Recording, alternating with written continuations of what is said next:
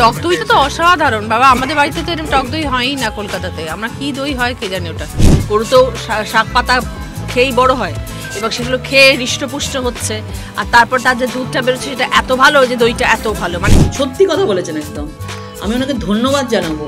কারণ সিঙ্গুরে তো গরুগুলো তো মানে গরুই চড়ছে, আর তো কোনো ঘাস ফাঁসি হচ্ছে।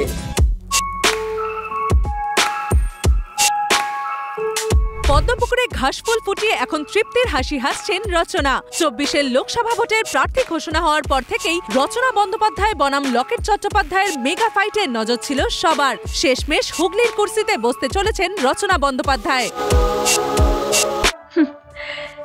সবই ভাগ্যের খেলা, বিধির লিখন। গতবারের সাংসদ তথা বিজেপি প্রার্থী লকেট চট্টোপাধ্যায়কে 70,000-এরও বেশি ভোটে হারিয়ে হুগলির দিদি নাম্বার 1 রচনা। দুধের রাজনীতিক লকেটকে হারানো কিন্তু সোজা ছিল না, তবে জেতার পর সৌজন্য ভুলে যাননি রচনা।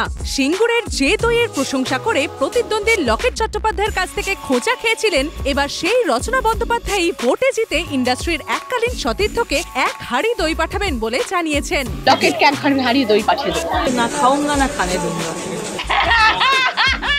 ভোটের টিকিট পাওয়ার পর থেকেই হুগলির প্রায় মাটি আঁকড়ে পড়েছিলেন রচনা। কখনো জনসভা তো কখনো রোড শো করে গিয়েছেন, আবার বাড়ি বাড়ি ঘুরে সেরেছেন জনসংযোগও। তারকারা নাকি সাংসদ কিংবা বিধায়ক পদে বসলে কাজ হয় না, এই বদনাম কিংবা অপপ্রচার বহুদিনের। এদিন এ প্রসঙ্গেও রচনা সাফ জানালেন, এবার দেখুন সেলেব সাংসদরা কি কাজ করে। হুগলিবাসীর জন্য প্রচুর কাজ করব, প্রতিশ্রুতি তার।